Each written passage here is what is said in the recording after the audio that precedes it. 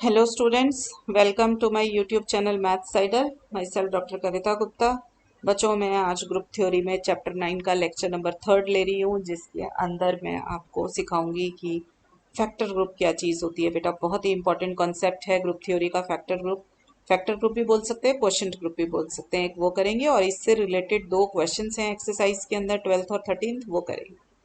तो बेटा स्टार्ट करते हैं। देखो देखो बेटा, जो हमने कोसेट्स पढ़े थे वो कोसेट्स और जो नॉर्मल सब ग्रुप आपने पढ़ा, ठीक है, चैप्टर 7 में शायद कोसेट्स पढ़े, और अब ये वाला चैप्टर तो चली नॉर्मल सब ग्रुप्स के ऊपर रहा है। इन दोनों को मिलाने से मिलता है हमें फैक्टर ग्रुप या फिर कोशेंट ग्रुप। और इसकी एक अलग ही इंपॉर्टेंस है ग्रुप थ्योरी के अंदर, क्योंकि फैक्टर ग्रुप आपको पहले मैं बता दूं कि होता क्या है, फिर इसकी धीरे धीरे इंपॉर्टेंस भी बताऊंगी आपको कि हमने क्यों इतनी मेहनत करी, नॉर्मल सब ग्रुप बनाया, कोसेट्स बनाए, फिर उससे फैक्टर ग्रुप बनाया। तो पहले देखिए फैक्टर ग्रुप होता क्या है। देखो जी है एक बड़ा ग्रुप, ठीक है, एच उसका नॉर्मल सब ग्रुप है।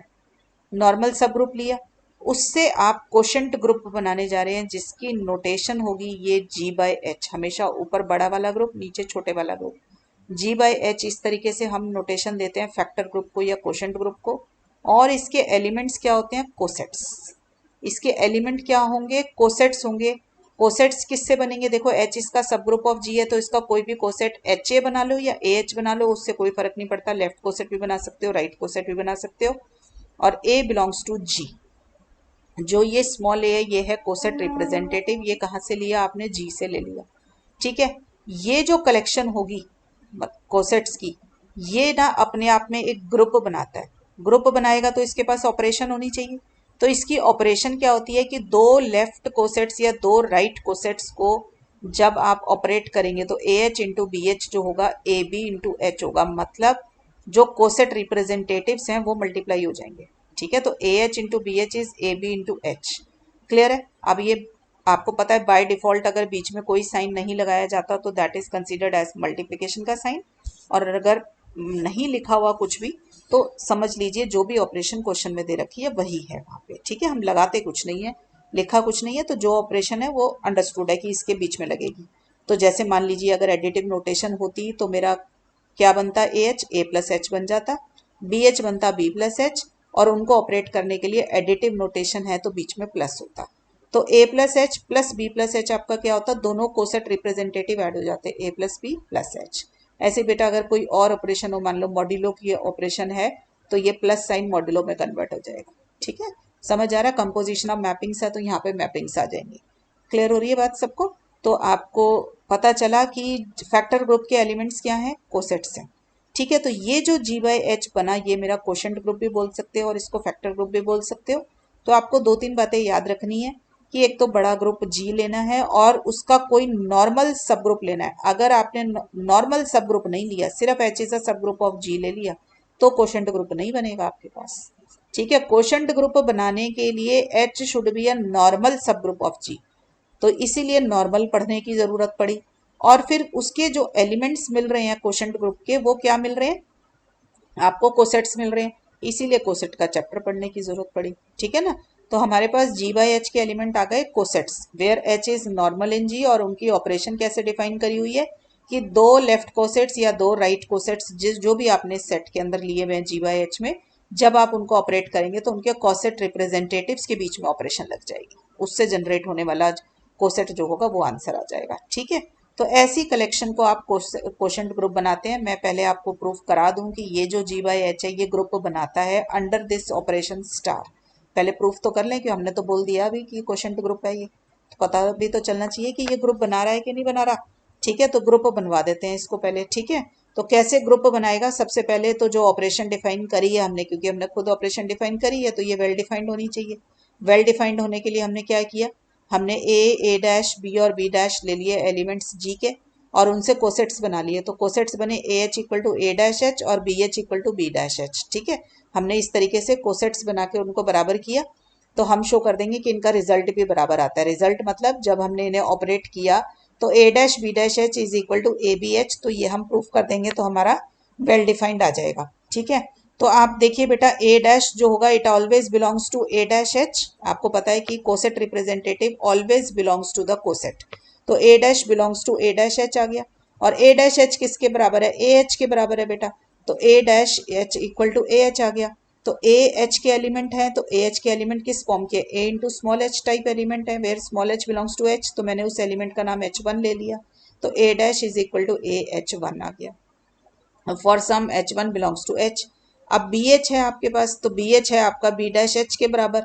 तो अब आपको पता है बी एच के अंदर कोसेट, ये बी डैश एच के अंदर कोसेट रिप्रेजेंटेटिव बी डैश है, तो coset representative always belongs to the set, तो B dash belongs to B dash H है और वो बी एच के बराबर है। ठीक है, तो B dash belongs to B H आ गया, इसका मतलब B dash equal to B of H two where H two belongs to H. ठीक है बेटा, यहाँ तक आ गया, सबको समझ आया। तो A dash B dash H किसके बराबर होगा, तो A dash B dash H किसके बराबर है आपके पास आपने वैल्यू डाल दी, ए डैश की वैल्यू डाल दी ए एच वन और बी डैश की वैल्यू इसकी वैल्यू डाल दी, बी डैश की वैल्यू कितनी आई थी, ये रही बी एच टू, तो बी एच टू डाल दी और उसके अंदर एसोसिएटिविटी का इस्तेमाल करके एच टू और एच को इकट्ठा कर लिया। ठीक है बेटा, अब देखो आपके पास यहाँ पर क्या आ जाए, आपने इसको पहले ऐसे लिख लो, दो स्टेप सेम हो गए वरना, ये ए डैश की वैल्यू फिर बी डैश की वैल्यू डाली, फिर मैंने एसोसिएटिविटी यहाँ पे जो प्रॉपर्टी यूज करी है, ये देखो ए बी एच जो होता है ए इंटू बी एच के बराबर होता है, ये कोसेट्स की प्रॉपर्टी है, तो मैंने वही इस्तेमाल करी है। बी एच टू एच है ना, तो ब्रैकेट एच टू एच पे लगा दिया बाय यूजिंग दिस प्रॉपर्टी, जहां मेरी पेंसिल है। ठीक है, ये कोसेट की प्रॉपर्टी है। अब एच टू एच एच है, क्यों है आपके पास H two H, because H two belongs to H. अगर H two belongs to H है, कोसेट रिप्रेजेंटेटिव अगर उसके अंदर ही होता है, एच के अंदर ही है, तो क्या बन जाता है, वो एब्जॉर्ब हो जाता है। तो एच टू एच आपके पास एच आ गया, because H two belongs to capital H. अब बी एच को आप एच बी लिख सकते हैं, क्यों लिख सकते हैं, because H is normal in G, तो every left coset equal to right coset. तो आपने देखा कि वेल डिफाइंड प्रूफ करने के लिए नॉर्मेलिटी की जरूरत पड़ी आपको, इसीलिए मैंने कहा था कि जब फैक्टर ग्रुप बनाओगे तो H should be normal in G होना चाहिए। तो मैंने बी एच को एच बी कर दिया, क्योंकि अगर ये प्रॉपर्टी आप यहाँ यूज नहीं कर पाते तो ऑपरेशन जो आपने डिफाइन करी वही वेल डिफाइंड नहीं हो पाती। ठीक है, अब मैंने क्या किया, ये एच वन और एच को फिर से इकट्ठा कर लिया, तो एच वन और एच आ गए। अब आपको फिर से पता है कि H one is an element of H. ठीक है, तो अगर कोसेट रिप्रेजेंटेटिव एच में चला गया तो वो पूरा सेट बन गया, तो H one H equal to H वो एब्जॉर्ब हो गया, तो ए एच भी आ गया। फिर से आप नॉर्मेलिटी यूज कीजिए, नॉर्मल सब ग्रुप कहता है each left coset equal to right coset, तो फिर से एच बी बी एच के बराबर हो जाएगा, तो आपका बी एच आ गया। तो आपको पता चला A dash B dash H equal to A B H, तो इसका मतलब जो स्टार हो गया आपके पास, जो गिवन थी ऑपरेशन, वो आपकी वेल डिफाइंड हो गई। ठीक है, ऐसे ही प्रूफ करते हो ना बेटा वेल डिफाइंड। वेल डिफाइंड कहता है कि अगर एलिमेंट मैंने चेंज भी कर दिया, ए और बी की जगह मैंने ए डैश बी डैश ले लिया, तो भी रिजल्ट होल्ड करता है, यही वेल डिफाइंड है कि it is true for all the elements. ठीक है, तो मेरा स्टार जो हो गया वो वेल डिफाइंड हो गया। अब मुझे शो करना है जी बाई एच एक ग्रुप बनाता है, ग्रुप बनाता है तो ग्रुप की चारों प्रॉपर्टीज को ये सेटिस्फाई करेगा, ये मुझे शो करना है। तो मैंने पहले क्लोजर शो करनी है, क्लोजर शो करनी है तो कोई भी दो एलिमेंट लो, उनको ऑपरेट करो और दिखाओ कि वो भी जी बाई एच का एलिमेंट है। तो जी बाई एच के एलिमेंट दो ले लो, कोई भी दो एलिमेंट किस फॉर्म के होंगे, राइट कोसेट्स या लेफ्ट कोसेट्स, जो भी आपने बना रखा है। हमने बना रखा है लेफ्ट कोसेट, तो हम लेफ्ट कोसेट ले लेंगे दो, तो दो लेफ्ट कोसेट लिए तो ए एच और बी एच ले लिए, where A and B belongs to G. ठीक है, तो इन दोनों को ऑपरेट करेंगे, तो स्टार में क्या सीखा हमने इनको ऑपरेट करने का तरीका, कि कोसेट रिप्रेजेंटेटिव आपस में ऑपरेट हो जाते हैं, तो ए बी इंटू एच आ गया। ठीक है, ये A B into H G by H का एलिमेंट होगा, क्योंकि जो ये ए बी है ये जी का एलिमेंट है। ये जी का एलिमेंट कैसे है कि आपने देखा कि कोसेट रिप्रेजेंटेटिव ए और बी दोनों खुद अलग अलग तो ए बी जी के एलिमेंट थे, तो क्लोजर अगर जी में लगाएंगे तो A B also belongs to H. ठीक है, तो ए बी एच क्या हो गया, coset of H in G आ गया, तो A B H belongs to G by H आ गया। क्लियर है। क्लोजर के बाद आ गई एसोसिएटिविटी। एसोसिएटिविटी में आपको पता है कि तीन एलिमेंट की जरूरत पड़ती है, तो मैंने तीन एलिमेंट ले लिए, ए एच बी एच और सी एच। अब इनको ऑपरेट किया तो आपको पता है you can put brackets anywhere, तो हमने पहले ये वाली ब्रैकेट लगा ली बी एच और सी एच पे। अब इन दोनों के ऊपर स्टार लगाओ, बी एच और सी एच के ऊपर जो स्टार में हमने ऑपरेशन डिफाइन करी है वो क्या करी थी, ये कोसेट रिप्रेजेंटेटिव आपस में ऑपरेट हो जाएंगे, तो कोसेट रिप्रेजेंटेटिव बी और सी आपस में ऑपरेट हो गए। ठीक है, तो अब ये A H into B C H आ गया, तो अब ये ए और ये बी सी, ये दोनों कोसेट रिप्रेजेंटेटिव्स हैं, ये दोनों आपस में मल्टीप्लाई हो जाएंगे, तो ए इंटू बी सी आ गया यहाँ पे एच। ठीक है, अब ए और बी और सी तीनों कहाँ से आए हैं, जी से आए हैं, और जी क्या है, बड़े वाला ग्रुप है, ग्रुप है तो उसके पास एसोसिएटिविटी है, तो ए बी और सी तीनों के अंदर एसोसिएटिविटी का इस्तेमाल कर लो, तो ए बी पे ब्रैकेट लग गई और सी पे ब्रैकेट अलग कर दिया हमने।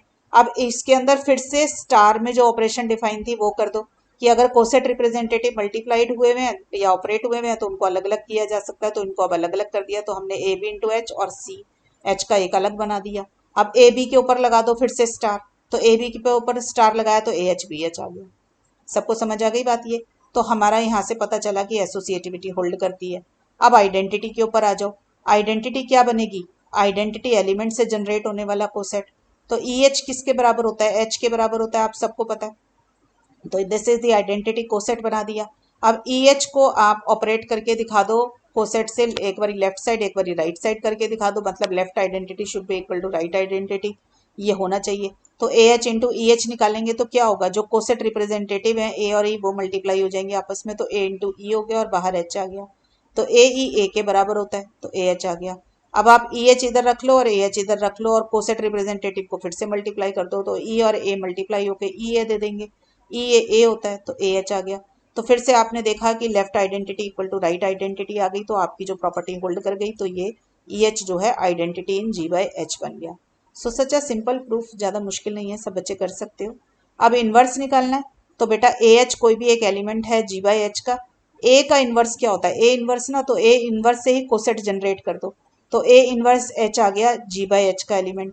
ठीक है, और ये ए इनवर्स एग्जिस्ट जरूर करेगा क्योंकि ए जी का एलिमेंट था और जी एक ग्रुप था, तो inverse of every element exist, तो A inverse H, A inverse जो होगा वो बिलोंग्स टू जी है, तो उससे जो कोसेट जनरेट होगा ए इनवर्स एच होगा, वो जी बाई एच का एलिमेंट होगा। ठीक है, तो हमें ये तो पता चला कि इनवर्स वाला एलिमेंट एग्जिस्ट कर रहा है, बट इसको हमें शो करना पड़ेगा left inverse equal to right inverse, तभी ये जो है जी बाई एच का मतलब इनवर्स बनेगा। अभी तो हमें सिर्फ इतना पता चला है A inverse H is an element of G by H. अब इसे इनवर्स बना रहे हैं। इनवर्स बनाने के लिए लेफ्ट इनवर्स और राइट इनवर्स, तो एक बारी हमने लेफ्ट साइड पे मल्टीप्लाई करेंगे ए इनवर्स एच को और एक बारी राइट साइड पे करेंगे। तो हमने जब किया इसको ऑपरेट तो क्या होगा? फिर से कोसेट रिप्रेजेंटेटिव इकट्ठे हो गए बाय डेफिनेशन ऑफ स्टार, जो हमने डेफिनेशन दी है स्टार में। तो ए इंटू ए इनवर्स क्या होता है? आइडेंटिटी।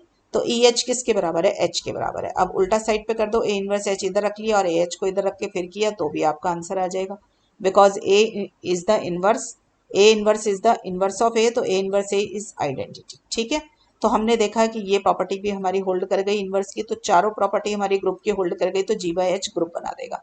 तो अब हमने क्या सीखा अभी तक कि अगर बड़ा ग्रुप है जी और एच उसका नॉर्मल सब ग्रुप है, तो उससे एक हमने फैक्टर ग्रुप जनरेट कर सकते हैं, that is G by H. और जी बाई एच के एलिमेंट क्या होंगे? लेफ्ट कोसेट्स या फिर राइट कोसेट। आप ऐसा नहीं करेंगे कि कलेक्शन ऑफ लेफ्ट और राइट ले लें, या तो सारे लेफ्ट कोसेट्स ले लो या सारे राइट कोसेट्स ले लो। ठीक है, और उसके अंदर ऑपरेशन कैसे डिफाइन होगी कि जब दो कोसेट्स को आप ऑपरेट करते हैं तो उनके कोसेट रिप्रेजेंटेटिव आपस में ऑपरेट हो जाते हैं और उससे कोसेट बन जाता है। ठीक है, तो ये एक ग्रुप बनाता है। ठीक बेटा, अब है हमारे पास कि factor group of an abelian group is abelian. ये क्वेश्चन नंबर 13 है एक्सरसाइज का, कि अगर बड़े वाला ग्रुप जो है वो एबिलियन है और आपने उससे एक फैक्टर ग्रुप जनरेट किया है तो वो भी एबिलियन होगा। तो देखो बेटा, अगर जी एक एबिलियन ग्रुप है तो पहले तो फैक्टर ग्रुप बनाने के लिए उसका जो सब ग्रुप है वो नॉर्मल होना चाहिए। तो आपको पता है कि एबिलियन ग्रुप के अंदर तो हर सब ग्रुप नॉर्मल होता है। ठीक है, तो आपने एच जो बनाया, कोई भी नॉर्मल सब ग्रुप, कोई भी सब ग्रुप उठाओगे तो वो अपने आप में नॉर्मल ही होगा। तो मुझे शो करना है जी बाई एच जो है, जो उसका फैक्टर ग्रुप है, वो भी एबिलियन है। ठीक है, तो पहले जी बाई एच की डेफिनेशन आपने देख ली कि जी बाई एच के अंदर एलिमेंट सारे कोसेट्स की फॉर्म के हैं। किस फॉर्म के हैं जी बाई एच के एलिमेंट? सारे के सारे ए एच या फिर H A, where A belongs to G. ये जो एलिमेंट है इनके अंदर ऑपरेशन हमने जो स्टार के ऊपर डिफाइन करी थी हमेशा वही रहेगी। तो ये ऑपरेशन है A B, A H B H is A B into H. मुझे शो करना है जी बाई एच एबिलियन है। एबिलियन है इसका मतलब कॉम्यूटेटिविटी होल्ड करती है। तो कॉम्यूटेटिविटी होल्ड कराने के लिए हमें क्या करना पड़ेगा? देखो, एबिलियन ग्रुप तो वो बनाएगा ही बनाएगा, आप सॉरी ग्रुप तो वो बनाएगा ही बनाएगा। अभी आपने ऊपर प्रूफ किया कि factor group is a group, तो वो चार प्रॉपर्टी तो होल्ड करता है ग्रुप की। मुझे सिर्फ एबिलियन शो करना रह गया। एबिलियन शो करने का मतलब क्या है? कॉम्यूटेटिविटी शो करनी है। तो कॉम्यूटेटिविटी करने के लिए ए एच और बी एच दो एलिमेंट ले लिए हमने जी बाई एच के, उनको ऑपरेट करेंगे तो हम दिखाएंगे कि ए एच बी एच लें या बी एच ए एच लें, हमारा आंसर सेम आता है। ठीक है, तो मैंने पहले A H into B H निकाला। A H into B H की definition A B into H आ जाएगा बाय स्टार, जो आपकी ऑपरेशन डिफाइन है। अब ए और बी कहाँ से आए हैं? ग्रुप जी से आए हैं, और जी क्या है? एबिलियन ग्रुप है। एबिलियन है तो ए बी बी ए के बराबर होगा। तो ए बी किसके बराबर आ गया? बी ए के बराबर आ गया, तो बी एच आ गया। तो अब इसके अंदर फिर से स्टार लगा दो तो ये बन जाएगा B H into A H. ठीक है, तो इससे मुझे पता चला कि A H B H is equal to B H A H, तो जी बाई एच क्या आ गया? आपका एबिलियन ग्रुप आ गया। क्लियर हो गई बच्चों? अब मैं दिखाना चाहती हूँ कि इसका कन्वर्स ट्रू नहीं होता, मतलब कि अगर जी बाई एच एबिलियन हो तो कोई ज़रूरी नहीं है कि बड़े वाला ग्रुप भी एबिलियन हो। ठीक है बेटा, ये काउंटर एग्जाम्पल्स वेरी इंपॉर्टेंट, इनका ध्यान जरूर रखना है। देखो बेटा, अब जैसे इसका काउंटर एग्जाम्पल क्रिएट करना है ना, तो उसमें आपको क्या शो करना है कि जी एबिलियन नहीं है। तो आप ना पहले ही ऐसा ग्रुप सोचो कि जो एबिलियन ना हो, वहां से आपको काउंटर एग्जाम्पल मिलने में बहुत हेल्प मिलेगी। तो देखो, काउंट जो ग्रुप एबिलियन नहीं है वो या तो हमारे दिमाग में सबसे पहले मैट्रिसेस आता है या फिर डाइहेड्रल ग्रुप आता है। अब डाइहेड्रल ग्रुप फाइनाइट है ना, तो मैंने वहां से आंसर निकालने की कोशिश करी कि मैं जो है जी कैसा ले लूं, डाइहेड्रल ग्रुप ले लूं। तो अब जैसे ही मैंने डाइहेड्रल ग्रुप लिया ना, तो एकदम से आपको समझ में आनी शुरू हो जाएगी बात कि डाइहेड्रल ग्रुप से मैं ये कैसे कन्वर्ट्स बनाऊंगी। तो जी खुद तो नॉन एबिलियन हो गया बीइंग डाइहेड्रल ग्रुप, आप सबको पता है डाइहेड्रल ग्रुप नॉर्मल नहीं होता है। ठीक है, अब इसके अंदर आपको एक नॉर्मल सब ग्रुप लेना पड़ेगा, तभी वो जी बाई एच जो है आपका क्या बनेगा, फैक्टर ग्रुप बन पाएगा। तो आपको पता है कि रोटेशंस का ग्रुप के पास एक बहुत बड़ी प्रॉपर्टी होती है कि रोटेशंस का ग्रुप नॉर्मल भी होता है, साइक्लिक भी होता है। तो इसलिए हम सबसे पहले जो सब ग्रुप लेना होता है नॉर्मल का, तो हम इसी को चेक करते हैं, रोटेशंस के ग्रुप को। तो ये रोटेशंस का ग्रुप नॉर्मल है, और नॉर्मल क्यों है ये मैंने आपको करके भी दिखाया था कि इंडेक्स ऑफ एच इन जी जो है वो 2 आ रहा था, इसलिए ये नॉर्मल था। ठीक है ना, क्योंकि डाइहेड्रल ग्रुप D4 का ऑर्डर 8 है, और एच जो रोटेशंस का ग्रुप है, 4 रोटेशन है इसके पास, उसका ऑर्डर 4 है, तो 8/4 2 आ गया, तो इंडेक्स 2 आ गया, तो G by H H normal in G आ गया। अगर एच नॉर्मल इन जी होगा तभी जी बाई एच डिफाइंड होगा। तो पहले तो हमने ये दिखाया कि येस फैक्टर ग्रुप एग्जिस्ट कर रहा है। ठीक है, अब मैं शो करूंगी कि ये फैक्टर ग्रुप एबिलियन है बट ग्रुप जी एबिलियन नहीं है। तो अब फैक्टर ग्रुप निकालने के लिए कि ये एबिलियन है कि नहीं है, इसके लिए हमने क्या किया, order of G by H निकाला। Order of G by H होता है order of G upon order of H. अब ऑर्डर ऑफ जी है 8 और ऑर्डर ऑफ एच था आपका 4 ग्रुप ऑफ ऑल रोटेशंस का, तो 8/2 आ गया, 8/4 आ गया आपके पास 2। 2 क्या है, एक प्राइम नंबर है। अ group of order prime is always cyclic, यह बात आपको मालूम है।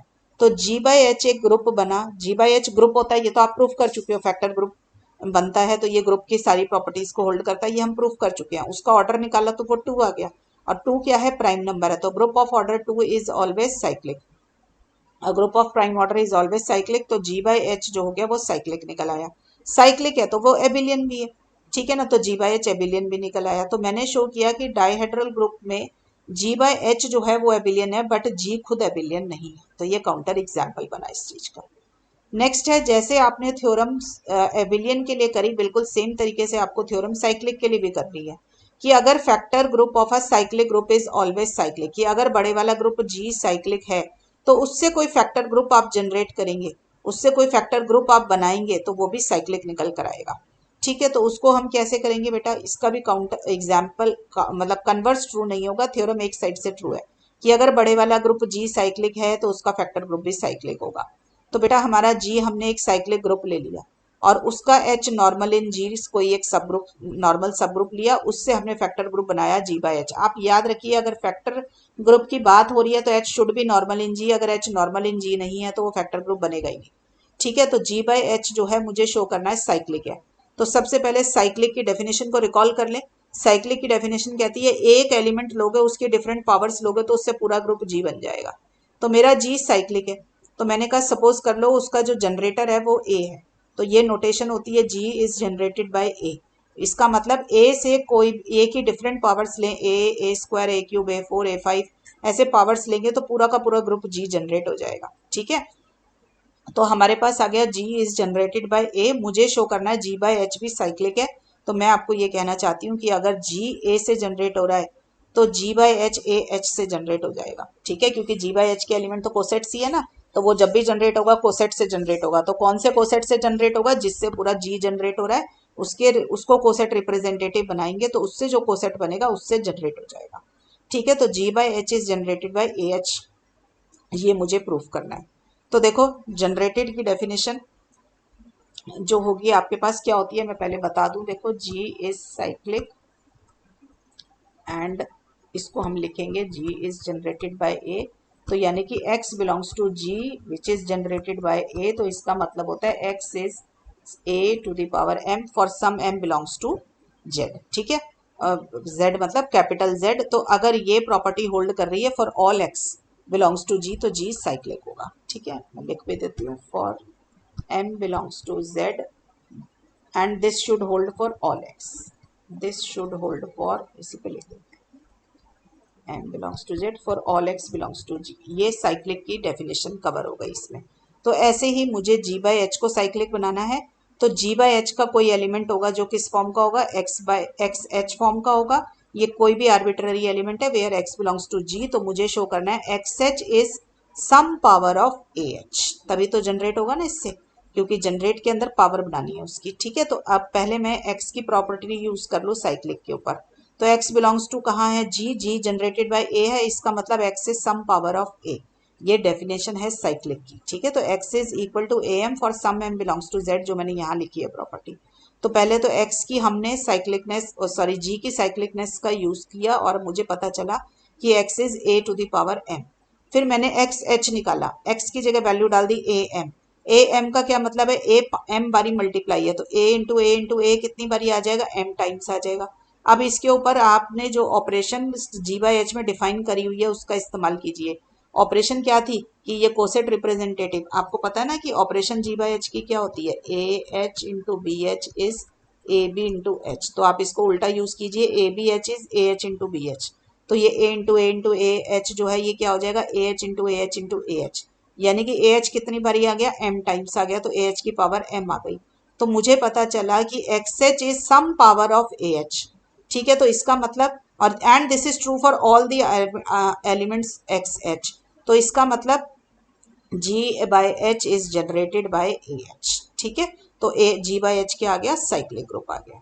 क्लियर, तो ये जी बाई एच मेरा साइक्लिक आ गया। इसका भी बेटा कन्वर्स होल्ड नहीं करता, मतलब कि अगर फैक्टर ग्रुप साइक्लिक है तो कोई जरूरी नहीं है कि बड़े वाला ग्रुप भी साइक्लिक हो। इसके लिए भी फिर से एग्जाम्पल आपका डाइहेड्रल ग्रुप ही चल जाएगा। डाइहेड्रल ग्रुप बेटा आपको पता है कि साइक्लिक नहीं होता। क्यों नहीं होता डाइहेड्रल ग्रुप साइक्लिक, क्योंकि डाइहेड्रल ग्रुप एबिलियन नहीं होता, तो एबिलियन नहीं है तो साइक्लिक भी नहीं है। ठीक है ना, आपको पता है cyclic implies एबिलियन, not एबिलियन implies not cyclic. ठीक है, तो जी क्योंकि ये D4 जो है ये एबिलियन नहीं है तो ये साइक्लिक भी नहीं है। फिर से इसका नॉर्मल सब ग्रुप लिया, क्योंकि फैक्टर ग्रुप जनरेट करना है, तो नॉर्मल सब ग्रुप मैंने ग्रुप ऑफ ऑल रोटेशंस ले लिया। ये फिर से H नॉर्मल इन G आएगा। क्यों आएगा, मैंने अभी अभी कराया था आपको कि इंडेक्स, इसका इंडेक्स निकालते हैं तो वो 2 आता है, एंड अ सब group of index 2 is always normal in G, तो ये G बाई एच जो है, ये सॉरी H जो है नॉर्मल इन G आ गया, तो G बाई एच आपका डिफाइन हो गया।